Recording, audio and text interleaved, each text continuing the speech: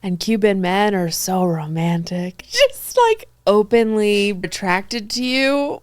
Oh, this sounds sad. That sounds like somebody who's been in LA for far too long. Yeah. It's like, they made eye contact with me.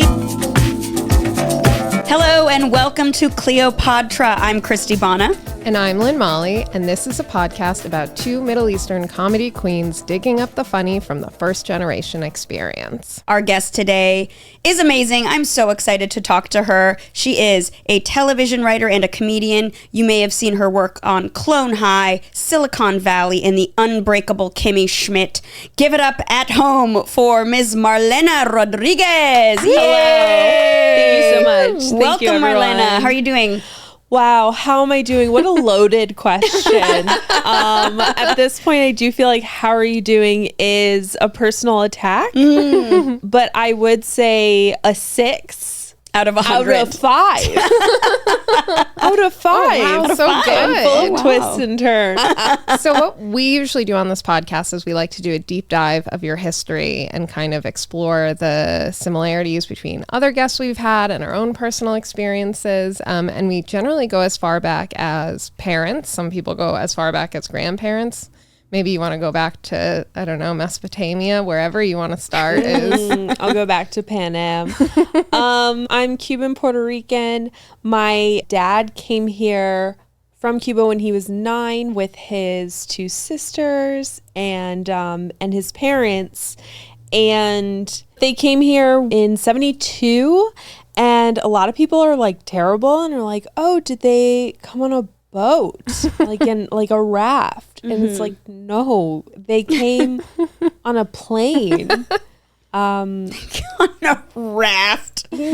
Wow. People No, ask that. It's true. And they don't even like do it carefully. They're not even like, no, they just straight up ask. But also maybe lean in. Yeah, they came on a raft. Be kind to me. Came on driftwood. Even more humble beginnings. They just washed up on shore and they were floated. like, wow. They swam. They swam. And the process back then was that I guess Fidel Castro. You can just say Fidel, we know. Thanks. First name base. Fiddy. I guess he was like, anyone who wants to leave can leave, but you have to enter into the lottery. So my grandfather entered into the lottery. What that meant is that he then had to go into work camps until the lottery number was pulled. So I believe for 2 years he was at a work camp. Was it sugarcane? I don't know. Listen, my dad is real spotty about telling us about this stuff. This sounds like a very healthy government situation. Oh, yeah. Love Cuba. Work camp. Work camp. It's camp. It's sleepaway camp, but work and bad. For 2 years. For 2 years. Wow. Yeah.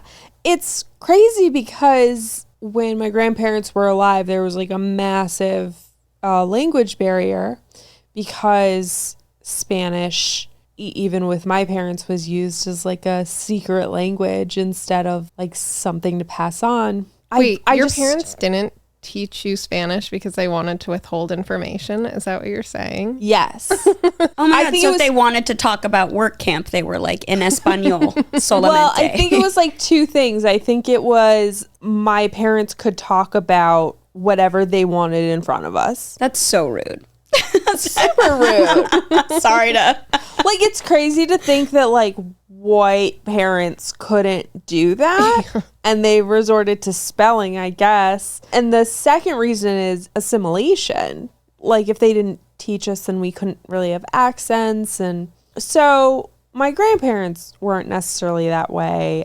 I think I knew some Spanish when I was really, really little. But still, at the end of the day, not enough to, like, ask them. And they're not around at an age that I would actually like want to know, and it would be like an appropriate conversation. Can you imagine like a 5-year-old being like, tell me about Cuba?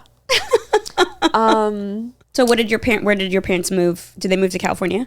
No. So he's in the work camp for 2 years. Then the lottery number gets called and they like pack up everything and move here. And it was legal. Like, it was a legal process. And they, like, stopped in Miami for a second, I believe, just to go to the embassy. But we had family in the Northeast, and we ultimately ended up landing in Connecticut. Oh, I'm from New Jersey. Okay. Yeah, neighbors. Tri-state. We love it. Where are you from? I'm from Los Angeles. Wow. Yeah. She came out okay. My dad moved to New York, and then he went from New York to California, and it was between California and Alabama. Can you imagine how different my life would be? Congratulations. So it's also like I also won the lottery. No disrespect to our Alabama listener, singular. Disrespect. I'm saying disrespect. We have a huge contingent in Alabama. It's our main demographic. Yeah. Your fans also are writing in like, you need to change a lot. So we love it. So we landed in Connecticut. There are Latinos there. For everyone watching, we exist. And my other side is Puerto Rican. Like, you don't need a passport to go to Puerto Rico. I'm so curious about, from the Puerto Rican American standpoint, what is the general feeling, the way it's treated? Like, even on the topic of like immigration, coming here was still a big decision and like a big leaving there. And like, I think there's like a bunch of Puerto Ricans who go back a ton and like talk to their family a lot. But I do think my grandmother ended up not talking to them a lot and like not really going back. She came really, really young because my grandfather, when they met, like he had a job. I like just got her to ask about this stuff. Thanks, Duolingo. And shout out Dewey. But he like had a job and he would like come to see her. And I say had a job because that would be so important for letting a very young teen girl go to the mainland with some guy. Right. But she just never really went back. I think it's because she associates she's scared of planes, and I think it's because she associates planes with going back to Puerto Rico because people died. Because she would have to like go to a funeral. Oh, okay. That's fair. But in terms of like the statehood and all that, like I don't think she gives a fuck. Okay. That's a good stance. And I wish I knew her opinion, but I just don't think she has one. I feel like our generation is so obsessed with these discussions of, the politics in our homelands. And I feel like the older generations are just like, we're surviving. Oh, absolutely. Yeah. Like just no interest. Yeah. Like I went to Cuba a few years ago, like when the tourism thing was happening. And my dad was like so mad I was going. He was so mad. And only when I came back and was like, it's kind of lit. Right. And I mean, obviously it's a different world. And I did do white people visit. Like I didn't go see family. I went like alone with like a young professionals travel group. Thank you. I'm a young professional. Yeah. They're so present because they don't have as much technology. What did your dad say when he was like, what the fuck? How could you go back there? I mean, most of the, previous generation of Cubans are just like, they hate Cuba so much, which is correct. But in a way that's like we should never, ever, ever, ever go back. There's nothing good there. Aren't there cars and cigars and Havanese dogs? There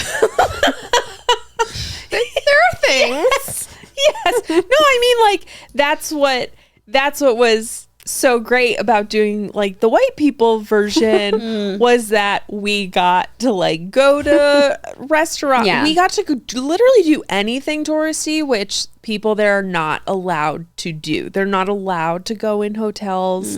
Like as a tourist, you're not supposed to stay in the hotels because that money goes to the government. So where do you stay? In casas, like I've heard of like this. B&Bs. Okay. But yeah, the people were so lovely.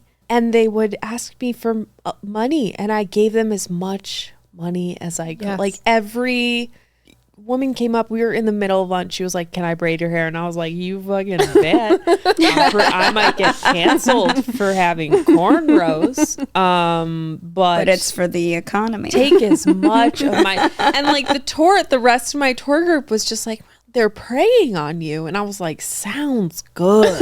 There was this one man who like carried a folder, and in the he was like, come look at my folder. And I was like, you bet. And in the folder is like just a picture of him younger and a picture of like his great, all to like get you to be like, wow, this is a person. I want to give them money. And I was like, girls, just, but there were so many cool things, and like there was like a salsa bar, and Cubans could be there, and Cuban men are so romantic. They just like openly are attracted to you. Oh, this sounds sad. But that sounds like somebody who's been in LA for far too long. Yeah. Is like, they made eye contact with me. They were existing. Anyways, so it was such a great experience. And when I came back, I told my dad all the things that I did and how things were changing, and the tourism was taking off so much that like people had money and they were opening these casas, and doctors and teachers were quitting to open casas, and everyone was so present, but no one had plumbing. And anyways, it was a mix of things, but ultimately kind of said to him, like, you should go. You should like check it out. It's wild. And it was the first time I felt like I understood myself. Wow. Like everyone acted like me. Really? Yeah, like outgoing, but also reserved, classy despite what's actually happening.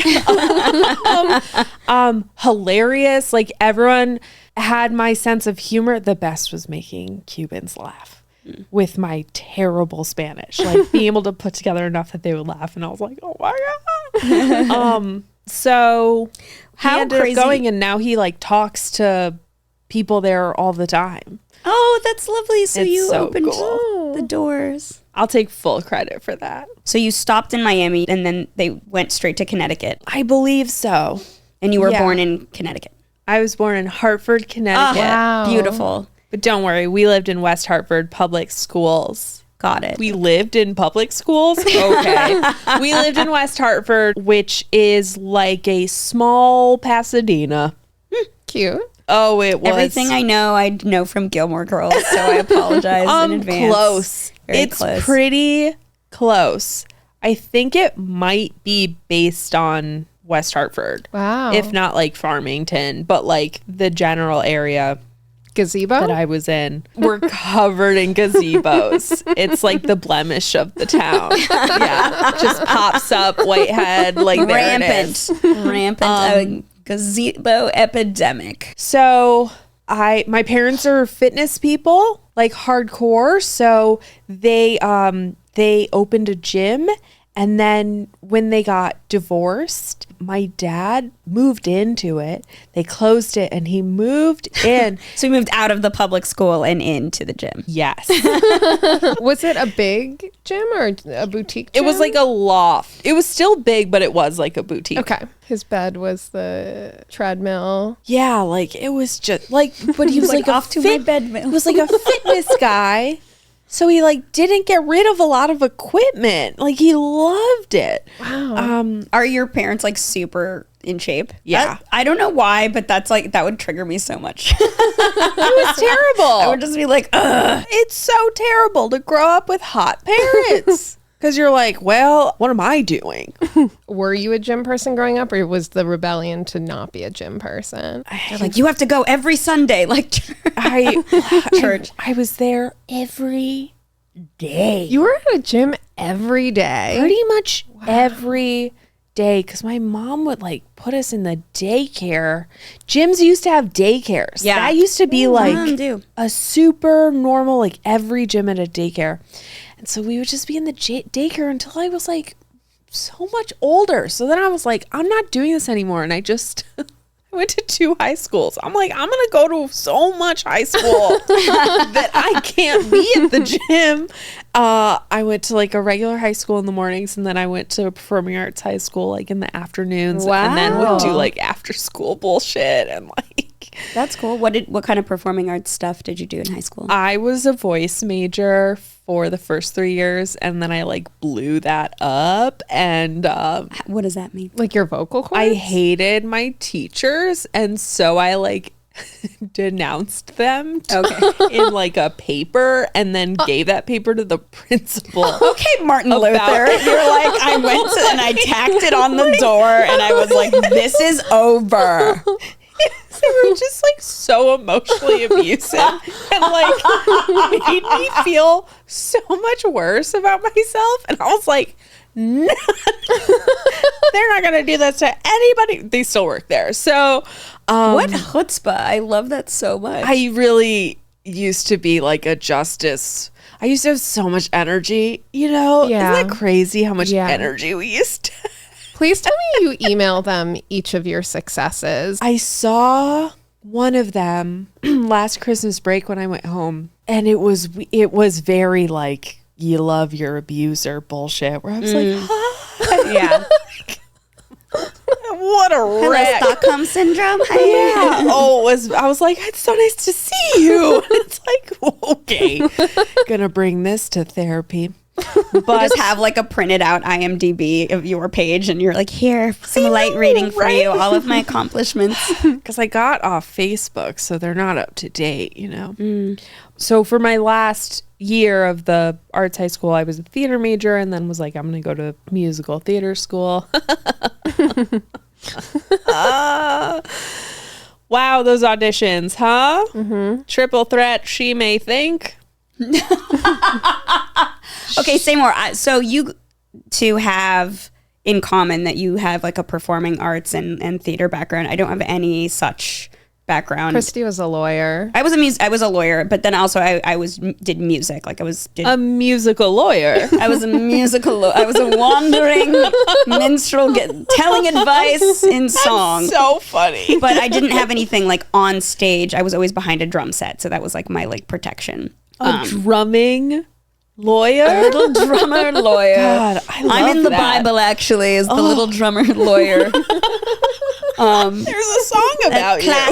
Classic role. But the point is, I don't have a performing background, and I'm just wondering what does that journey look like? Well, looking back, it's like, oh, thank God. Music industry is terrible. Right. And I was like, I'm going to be a jazz singer. Right. Hindsight, What are we're you like talking Spotify. about? Yeah. Do you still sing? I had no idea about this. About Yeah. scat? Yeah. Can you scat? Can I scat? The problem is I can. And that's like terrible. I will The not problem sing. is I can. We're not going to ask you to sing. Do you know why I can't sing? Because of you, Diane and Sarah. Because of you. The teachers. But What about karaoke? Do you get down at I karaoke? fuck up karaoke. Yeah. My karaoke song is "I Will Always Love You," Wow. and I cannot do another song. Well, no one will follow you at Yeah. the end. It's just that's it. Well, that's it, right? I can't. One time, I then did "Love on Top." I clearly got cocky. Too many key changes. Too many key changes. Canceled out the "I Will Always Love You." God giveth and God taketh. So you're like, I'm going to blow your mind, and then I'm going to sit back down. I have such Yes, exactly. a relevant story to this, which is I went to karaoke with this girl. It was a group of us, and I'm not a singer. None of our friends are singers. And she was like, "Oh my God, it'll be so funny if we put our names in, and we'll all do it. We'll all do it together." And then she gets up and does Rihanna and crushes Rihanna. And then we're all like, "Oh, great." So now and then we all failed.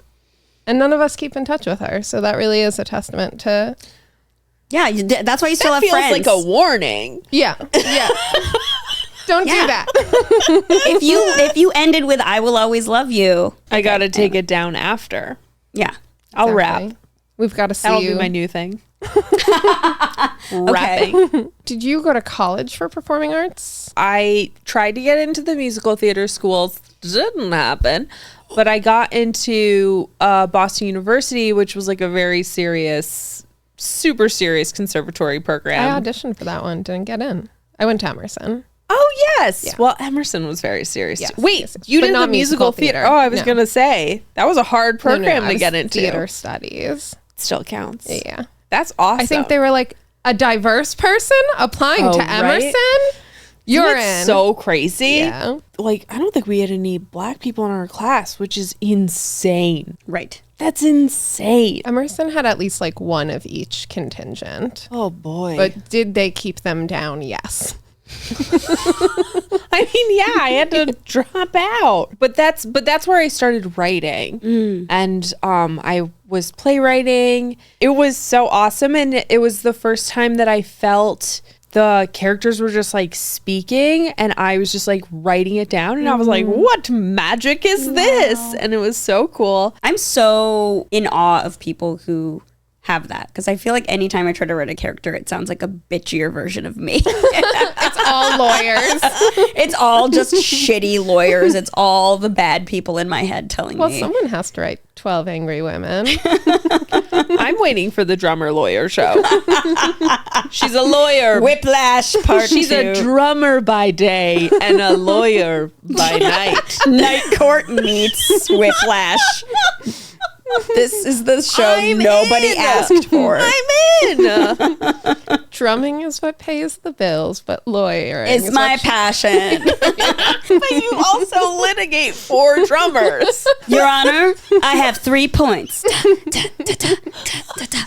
don't know if you heard, but she goes on generals. God. So What does that mean? Oh, general meetings are where you meet with like a producer or like a studio or a network. It's to introduce yourself, and sometimes it's low-key an interview for something, for an opportunity, but it's kind of just like, here I am, here you are. When you have an opportunity, you'll hopefully think of me, or if my name comes across your desk, you'll already know who I am. I've heard it referred to as the Evian tour because you're just getting a water bottle at every one. Oh, nice. They It always used to offer you be water. in the good old days. Is the water gone? They're not in person. Now it's the Kirkland signature tour. They've really cut budgets. I feel like you would go in and be like, oh, they offered a seltzer. Interesting. They have money. They could make something. They should Venmo So you you go on- $125. Netflix was like the best one because they have a kitchen. And it's crazy. So it'd be like, you can get anything from the kitchen as you please. When I was 18, I worked at a sound editing studio here in LA, and boy, oh boy, was that just, this was before like startups had like ping pong tables in the break room, Yeah. you know? So the fact that I was like cheese balls and goldfish and wavy lays and Skittles and M&Ms and everything. Yep. And I was like, oh my God, luxury. It was like the most exciting thing in the world. And yes, I was overweight. My In case parents your would be parents- so disappointed. Yeah. Your parents would be like, give us her number. We'll talk to her. I'm curious if the Netflix, the generals, if they have this full kitchen, then you're like in your meeting, like eating Cheerios, like what, or do you like after your meeting? I think like you go in with some restraint. Like you're like, No, it's called restraint, aka a big purse. Yeah. Well, no, truly, like on your way out, you'd be like, I'm gonna, no one. And they don't, nobody cares. Like they're like, yeah, no, do it. Take it. It's like, I once went to this party where then it was sponsored by Pop Chips. so LA. you guys are laughing. In That's San Francisco, and I'm laughing pretty serious because it was my first year of law school, and we went to this event, and I didn't have a purse. And my friend Mary had a dress with pockets, and I was like, put some Pop Chips in your pocket. And I kept handing her little bags of Pop Chips. I was like, put them in your pocket. I'm sorry, I'm just laughing because I have this recovered memory of her being like, I'm not putting any more Pop Chips. And she was walking around like, suddenly she had like a hoop dress. I hope that you don't even like pop chips. It was just on principle. So, in hindsight, I'm like, what an unreasonable demand of me to just... Pop chips are what? 99 cents a bag. They're mostly air. I was like, I love pop chips. I was like, put more in your... Put more. Did you carry a single pop chip on I you? mean, I didn't have anything. I mean, I tried. I mean, it was the one time in my life I regret not having a purse. But anyway, that became a running joke for the rest of law school where we'd see pop chips and she's like, don't even think about it. But That's so specific. I want to be a person with you who has no idea. And it's like, there seems to be an issue. don't get any ideas. So getting back to like writing, you started realizing like, oh wow, I actually have an aptitude for this. The characters are speaking to me. How did that snowball into where you are right now? I was also taking TV writing classes, and then the last semester of school I did like an abroad program where I went to Chicago and did their comedy studies program, which was like a accredited college semester where it was a conservatory program, but comedy. So it was dream. Oh, That's gorgeous. my God. It was incredible. And every day after school, we got crazy high. The highest I've ever been in my whole life. And I wish I did Chicago when I was younger and starting my comedy career. yeah, you should. Yeah. Everyone fucked up. Yeah, I If know. you didn't start there. Yeah. Like, did you start here? I started here. Oh, that sounds so hard. Yeah, it was. But also you have the best people in the world to look up to. So I guess. Oh my God. But you I do in would- Chicago too. The talent there is wild. Yeah. How long were you in Chicago? 4 years. Wow. Well, I did that semester and then I had to drop out of school because my like parents were like, "Oh no, we haven't paid for like 3 semesters. Whoops." Of I was comedy like, college. I'm not allowed to go back to school. Like, they were like, "You Actually can't not drop allowed in out." the And I was state like, of Illinois. No one will let me. So I moved back home and like busted my ass to get back to Chicago, and then ended up getting hired. I was doing a lot of stand up, and got hired by the Second City touring company, and then toured with them for like a year and a half before I got hired by Unbreakable Kimmy Schmidt. Wow. That shit was nuts. Like my manager, like Such a good, well-written show. Such a funny show. I quote Thank that you. show all the time. Was the Thank room, you. I wrote all of it. yeah, By myself. that was all you. You wrote every episode. was the room just a blast? It was the friggin' best. Of course it was. I just refused to Google anyone for a long time because I didn't want to know how cool they were. That's actually very smart. Yeah, I just wanted to like take them for who they were. And it was just, it was a bunch of 30 Rock writers, Scrubs writers, Was it Happy really? Endings writers. It was just so fucking The good. 3 of the best. Was it really intimidating? Yes.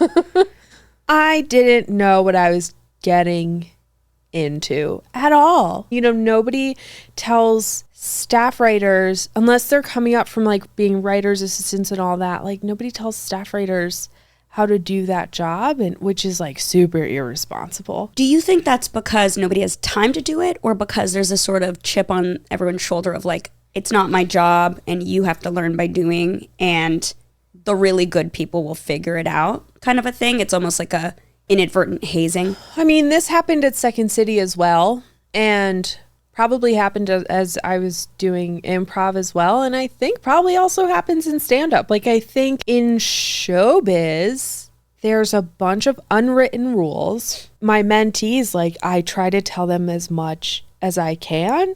I'm a really mean mentor. It's so bad, but they love it. I think sometimes we need that because so much mentoring is just like, you're doing great. And you're like, how is this helpful? Yeah, I'm like, you're embarrassing yourself. What's the most surprising unwritten rule? The reason I'm asking is because it's very similar in law. Like when you're in big law and you're working at a big law firm, there's a lot of stuff they just don't tell you. They'll be like, here's the orientation. And then when you actually talk to like a first year associate, one of the things is like, don't talk to anyone or ask anyone questions unless you've exhausted every single possibility and tried to answer your question first by yourself. And like when you first start, you don't know that. You don't know that like, this door open policy is not really real. Like, yeah, yes. Shit like that. That's like, oh, that's not really real. Like, I definitely went in and was like, we're all just trying to make a show, so like I should say everything that that I know not to do. and I was just like 24 or 25 and was so happy to be there.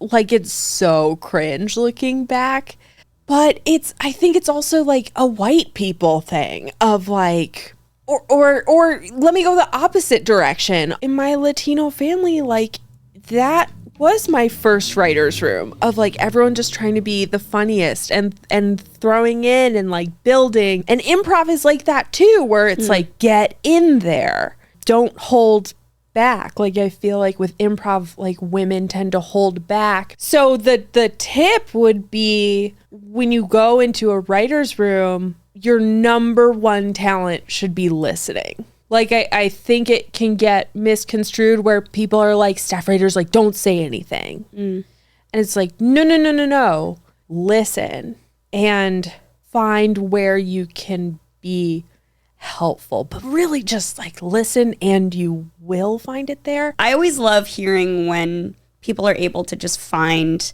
this kind of gift of an opportunity where they just happen to find really good people. Especially, it doesn't surprise me that sounds like there was a lot of women in that room. A woman-led room is a gift, I will say. The last show I worked on was a woman-run room, and I felt like half the time we were like, do we really get to do this? Like, no man's going to come in and like make us change things, and we get to write about women. It was like, it was like summer camp. They have a big red phone they pick it up and somebody goes, actually.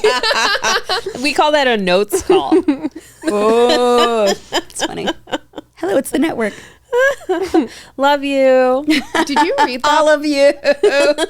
Did you read that book, the WGA? Because I did a WGA program. They sent it to us, and it was like how to navigate the writer's room. I forget the exact title. I doubt it existed. I read it on set because they sent it to us, and they said that's great. Yeah, I mean, it was very interesting and helpful. One tip I remember they said is when you're at the staff level, she said that she started doing this thing where she would speak 4 times a day, and then people would come up to her separately and be like, I just feel like you speak the exact right amount per day. And she was like, I don't know what that is, but that was her recommendation. And I always thought you were supposed to contribute as much as possible. Well, how are you gonna? We have no. Don't speak 4 times a day. No, I'm just rolling my eyes that is like that it worked. Yeah, that it like, and it would work. And it's like, and the lack of specificity of like contribute 4 times a day. No, just speak 4 times a day. I'm like, hey, is anyone gonna finish that sandwich? Shit, I used one. And then like you're just like an overthinking piece of shit in the corner, just like, well, I used my fucking one. I spoke 3 times yesterday. Do I get a rollover? Yeah. It's like overtime and vacation hours. You're like, can I just get a tally real quick?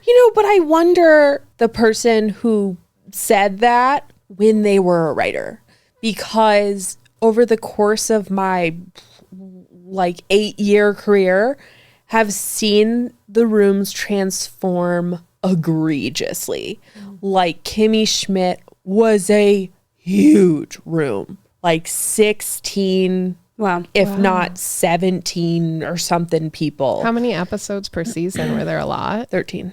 Oh, that's a lot for 13 episodes. And then the next show I was on was smaller, and it was like 13. And then the next show I was on was, I don't know. It went, the only time it like booped back up was Silicon Valley.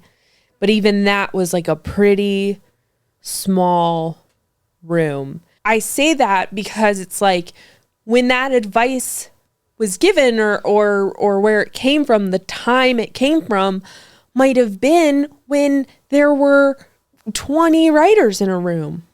And like, it would be imperative that the staff writer is not talking a lot. That makes sense. So, but now we're in a time where there's like 6 writers. Yeah. Could you imagine speaking 4 times a day and there's 5 other people and you're like, but what do you do? Right. Because you still have these old school showrunners. It's just, it's a clusterfuck for staff writers or for any lower level writers. That's why it's also weird that the streamline from writers' assistants and script coordinators to the room, it's like dumb that's not happening. But I think the showrunners like cling to those people like, oh, they know how to do it. Great. That smooths out the process. I never want to let them go. But it's like those people understand how the room works and they understand the show and like. As someone in the writer's assistant script coordinator track right now. You did? That's where I'm at this point. But I've gotten like a freelance episode. Yeah. I feel very seen by that. But I will say I'm so glad to have that experience. It's like free school. Because especially when you're a writer's assistant, you're just there typing and learning and watching. And then the expectations are really low for you to say things. Like if you say one thing a day, people are like, way to go. And I've been so lucky. I've worked in rooms where the support staff was treated as writers and we got to sit at the table. I've heard there are writer's assistants who have to sit at a different table. Yeah, that's in normal. Silence. It's not a big deal, right? Like it sounds fucked up, right? But it's like the table literally isn't big enough. like isn't that ridiculous? It's so funny because the job is so hard to get and so competitive and you need so many accolades just to get it. And it's like, this is a stenographer job. Mm-hmm. All you need is someone who can type really, really fast. And read so good. Yeah. Like just next level spell checking abilities. Yeah. It's crazy. Cleopatra was the queen of luxury. What is one item or luxury that you don't skimp on? I don't skimp on where I live. I will not be cheap about my apartment. I love that. I don't know what's in it. I've tried to be more expensive about what's in it. Whenever I get a job, I'm like, what do I need? But I will kind of spend whatever it takes on where I live because I just find it to be so sacred. And especially with this career, my last 3 jobs have been on Zoom. So it was important to me to have an office the last time I moved. What a blessing. It's like the only space you can control that you have like any real agency over in your whole life. I've had a lot of like interesting apartment situations in my life and it is like directly linked to your mental health and stability. Anybody, not just me. Truly. Okay, so Cleopatra wasn't actually from Egypt. She has Grecian roots. So she was first generation, kind of like all of us. But she embraced a lot of Egyptian cultures. So our question is, what's one American culture that you've super duper embraced or custom from your background that you cannot rid yourself of? I would say a Cuban custom is guilt. Porque no hay nada en Cuba. Growing up, it was just always like, I don't want to finish this meal or anything a parent might categorize as ungrateful. And they never had that in Cuba, is what I was told, which I feel like is a, first generation thing of just like, we came to this country. But I also feel like you guys came here so I could be a piece of shit. Come on. That is a running theme. Like, if you came to pursue the American dream, part of the American dream is being let down by the American dream. Yeah. And by having your kids become beatboxers. Right? Like, I have too much shit at home and I'm a consumer and I don't mind paying too much for dinner. Welcome to the sacrifice that they made. My dad would hate this so much. Another question we had was Cleopatra saw herself as a living goddess. What is a supernatural moment for you, or do you have any weird or useless talents? I had a supernatural, I don't know if this is fully supernatural, but I have a special on HBO, and the first time I saw it, I was so high. I was like, I have to be as high as possible for this. And the special starts out kind of like I'm so nervous, but by the end I'm like in it, like I'm in flow.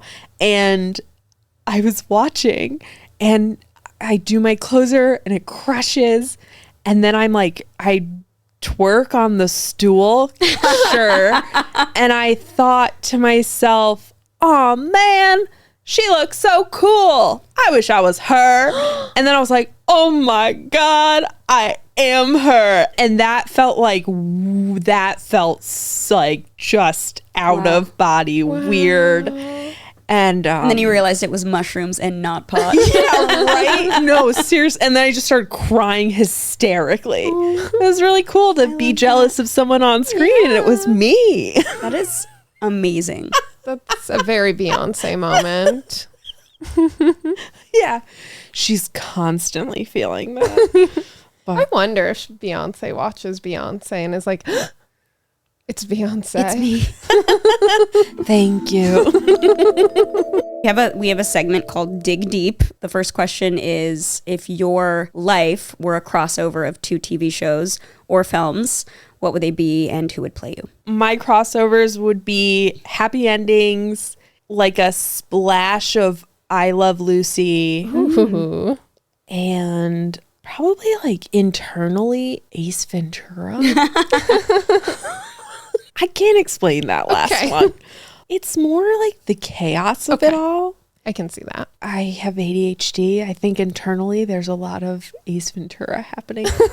And I can do the hairstyle right now pretty easily. Yeah. So Nice. And who would play you? Andrew Garfield. Ooh. He'd get an Oscar She really would. for being a straight white man. And then our final question is, what do you want your legacy to be, and or what would you want your epitaph to read? She was a real one. Perfect. The past year has been a cancer journey for me. And I feel like my purpose used to be strong Latina, opening doors for other Latinas. I still want to do that. But now, after seeing Beyonce, truly after seeing, cancer has this way of making your energy and ambitions leave, because your goal now is to just live and survive, and you end up very exhausted. But seeing like how hard Beyonce and how hard she works and how deeply exhausted she is, was like, that's very validating. And it helped me kind of like come around by the end of the film and be like, oh, my new purpose is to create something real. And whether that be like stand up or writing, like to make people feel real things and laugh for real about in ways that they like didn't, like real surprises. So that's where I'm at. I love that. Wow. That's really beautiful. Thank you. I love that. Like a goal to live by. So that is the end of our episode. I can't thank you enough for joining us. Thank you. May I ask, what would you like to promote? Where can people find you? Watch my specials. HBO and HBO. It's called About Last Night. You cannot search it by my name. And and then I have another one on Epix. Just watch the HBO one, guys. we'll link to her socials, and that's about it for us. Thank you for joining us for another episode of Cleopatra. I've been Christy Bana. I'm Lynn Molly. I am Marlena Rodriguez. Thank you so much. Please, if you like this, if you want to support us, like, rate, subscribe, smash that subscribe, and all the things that are awful and self-promoty. But we appreciate your support. Until next time, goodbye. Bye.